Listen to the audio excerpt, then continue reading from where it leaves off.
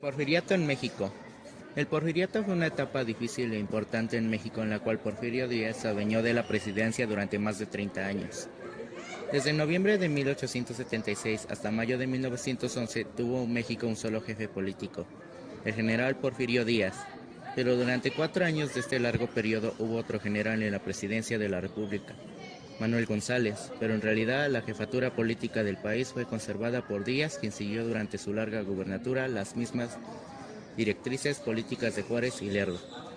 Mantuvo e incluso acentuó la secularización del Estado. Promovió lo que pudo el fomento material del país y de una manera particular las obras públicas. Procuró conciliar y unir los diferentes sectores políticos y se atuvo a la legalidad constitucional, pero observando la Constitución a su manera.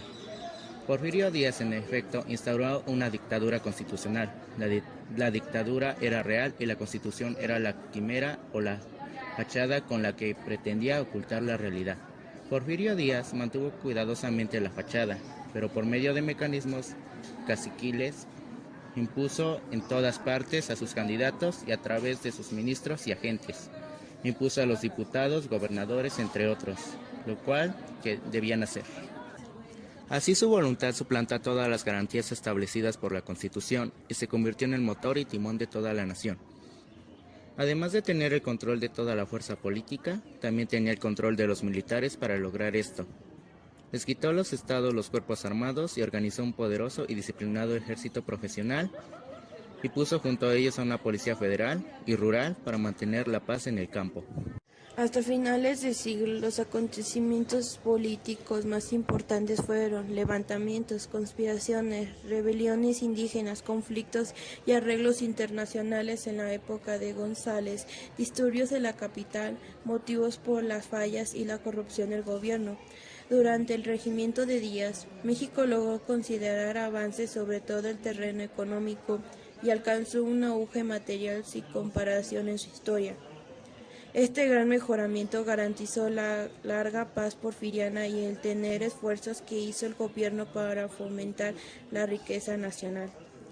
Al llevar a cabo este fenómeno, la administración de Díaz cometió dos grandes errores que pagaríamos como nación: el abrir la puerta par en par a la inversión extranjera y el de albaratar las tierras desocupadas, vendiéndolas a quien no menos la necesita.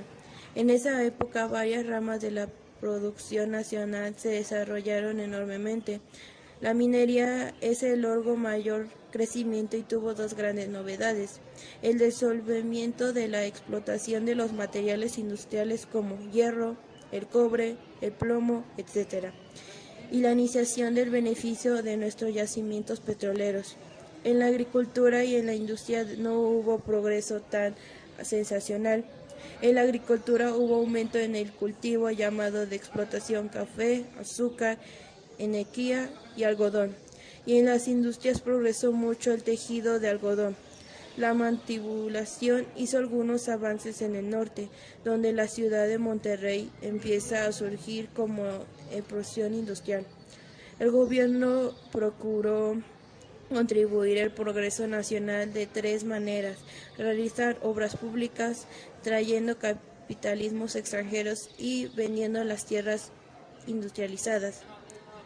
La construcción de la amplia red de ferrocarril fue el mayor logro del gobierno de Díaz y González.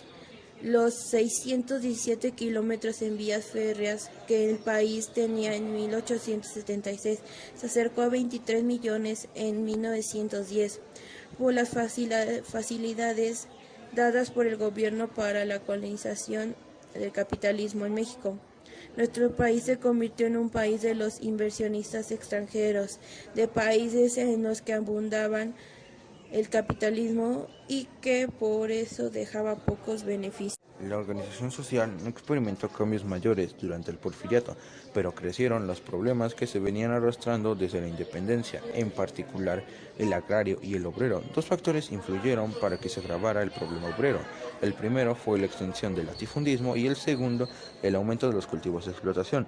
El predominio de la gran hacienda en el campo fue eliminando poco a poco al pequeño agricultor, y así aumentó el número de peones sometidos a un régimen semiservil. por medio del endeudamiento, haciendo más elevada la cantidad de los obreros sujetos a la tierra. Contribuyeron mucho a las haciendas de explotación de algunas regiones tropicales como Chiapas y el Valle Nacional, entre otras. Como estas haciendas nadie quería trabajar, recurrió para dotarlas de mano de obra a procedimientos tan recursables como el enganche con adelantos de deudas previas, la compra de los servicios delincuentes y el aumento de vagos y viciosos. Porfiriato en México. El porfiriato fue una etapa difícil e importante en México en la cual Porfirio Díaz se adueñó de la presidencia durante más de 30 años.